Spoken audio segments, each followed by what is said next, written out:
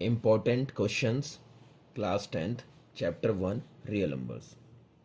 Question number 3.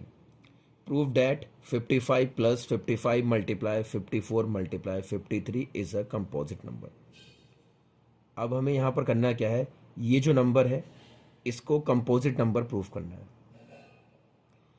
अब मैं तुम्हें ये बताना चाहता हूँ कि इस प्रूफ को करने से पहले तुम्हें ये समझ में आना ज़रूरी है कि कंपोजिट नंबर की डेफिनेशन क्या होती है।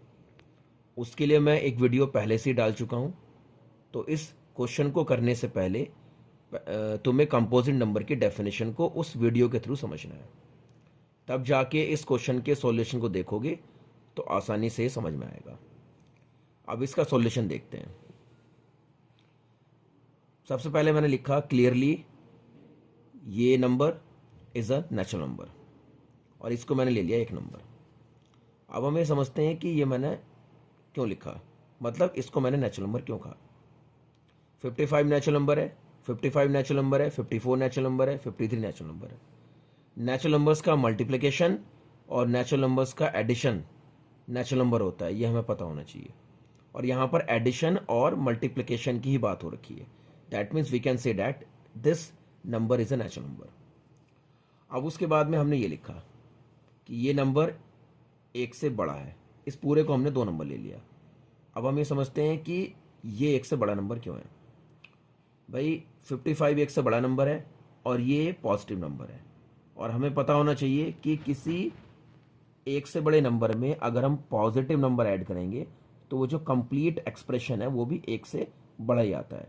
दैट्स वाई हमने इसको लिखा है एक से बड़ा नंबर, यानी कि दिस इज ग्रेटर देन 1।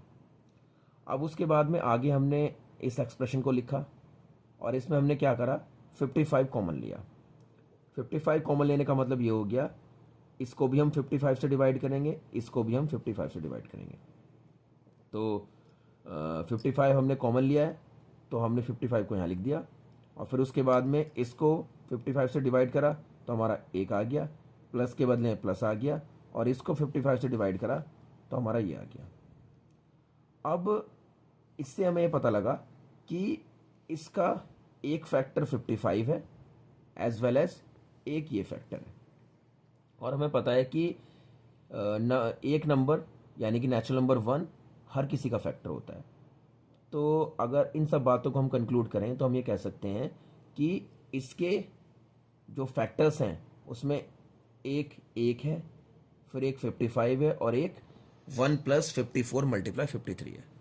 तो कहने का मतलब हम ये लिख सकते हैं कि more than 2 distinct positive factors equal to 1, 55 and 10। इस पूरे को हमने ले लिया 3 नंबर। अब जिसने कंपोजिट नंबर की डेफिनेशन को समझा होगा उसको पता लग जाएगा कि हम ये कह सकते हैं कि 1, 2, 3 इन तीनों को इम्प्लाइज करके हमें कह सकते हैं कि this is a composite number.